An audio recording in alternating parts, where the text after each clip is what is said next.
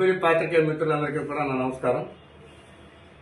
గత 2 రోజుల క్రితం మన బొబ్బిలి శాసనసభ్యులపై అసందర్భమైనటువంటి అసత్యమైనటువంటి ఆరోపణలు చేయడం జరిగింది. కొంతమంది వ్యక్తులు అలాగే లోకాయుక్తలో కంప్లైంట్ చేశాము అని చెప్పి దాంట్లో నాయన గారి తాలూకా లీగల్ అఫైర్స్ చూస్తున్న వ్యక్తిగా ఆ వివరాలు మీ ముందుంచవలసిన బాధ్యత, మీ ద్వారా ప్రజలకు చేయవలసిన బాధ్యత నాపై ఉంది.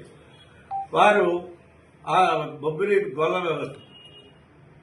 గొల్లపల్లి సర్వే నంబర్ 632, 633, 634, 635 నెంబర్లలో వారి యొక్క భూమి ఉందని, దాన్ని బొబ్బిలి ఎమ్మెల్యే గారు కబ్జా చేశారు, ఆక్రమించుకున్నారు అని చెప్పేది వారి ఆరోపణ. నిజానికి అది అంతా కూడా బొబ్బిలి సంస్థానంలో ఉన్నటువంటి భాగం. దాన్ని బొబ్బిలి ఆర్డీఓ గారి దగ్గర మన ఎమ్మెల్యే గారు తాతగారి దగ్గర నుంచి తండ్రి గారు హైకోర్టు వరకు వెళ్లి 8 ఎకరాలు యాక్సెస్ ల్యాండ్ని మళ్ళీ రిటర్న్ గా పొందడం జరిగింది. ఆ పొందినటువంటి భూమిని 2018 సంవత్సరంలో రెవెన్యూ వారు డెలివరీ సర్టిఫికేట్ రూపంగా రాజకుటుంబీకులకి అప్పగింత పెట్టగా అది మన సుజయకృష్ణ రంగారావు గారు, రామనాయన గారు, బేబినాయన గారి పేర్లపై రెవెన్యూ రికార్డులో పిటిషన్ అయింది. ఇదంతా కూడా 2019 సంవత్సరంలో జరిగింది. దాని పక్కన ఉన్నటువంటి రిమైనింగ్ యాక్సెస్ ల్యాండ్ 8 ఎకరాల 24 సెంట్లని కూడా అప్పటి ప్రభుత్వం అయినటువంటి వైఎస్ఆర్సీపీ, ముఖ్యంగా ఇక్కడ గమనించవలసిన విషయం ఏంటంటే తెలుగుదేశం పార్టీకి నా అధినాయకుడైనటువంటి బేబినాయన గారి పేరు మీద గవర్నమెంట్ వారు హైకోర్టు ఉత్తర్వులకు లోబడి పట్టదారు పాస్బుక్లు, టైటిల్ డీడ్లు ఇచ్చి రెవెన్యూ రికార్డ్స్ లో మ్యుటేషన్ చేసి అప్పగింత పెట్టినటువంటి భూమి సర్వే నంబర్ 619లో 2/A.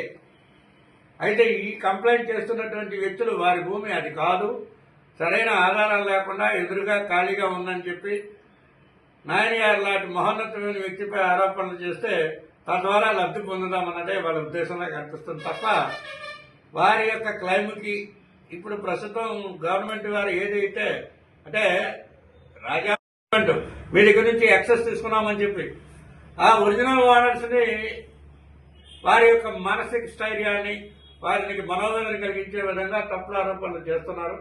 దానికి సంబంధించినటువంటి రికార్డులు అన్ని కూడా కాపీలు మీకు ఇవ్వడం జరిగింది. దీని ద్వారా బొబ్బిలి ప్రజలకి, విద్యులు అందరికీ కూడా మీ ద్వారా తెలియవచ్చాలని మీ అందరూ కోరుతున్నాం. రెవెన్యూ రికార్డులు దాంట్లోకి వెళ్తే ఆ 632, 33, 34, 37 అనేది వివిధ వేరే వేరే వ్యక్తుల పేర్ల మీద ఉన్నది. మీకు ఒక విషయం చెప్పాలి, survey and settlement and boundaries act వచ్చింది 1960 సంవత్సరంలోని. ఆ వచ్చిన తర్వాత సర్వే నంబర్లు ఒకసారి అలాట్ చేసిన తర్వాత మళ్ళీ మారడం అనేది జరగదు. ఓల్డ్ నంబర్ 45ని 69లో 2/A కింద రాజావారికి ఇచ్చింది. 619లో 632, 33 ఇవన్నీ కూడా వారికి తెలుసు. అవి జగనన్న లేఅవుట్ లో ఇందిరమ్మ కాలనీలోని కలిసిపోయి ఉన్నాయి. ప్రాపర్ గా సర్వే అనేది నిష్ణాతులైన వాళ్ళ దగ్గర చేయించకుండా ఈ తప్పుడు అనుభవం వల్ల తాత్కాలిక లబ్ధి పొందుదామన్నదే వాళ్ళ ఉద్దేశం.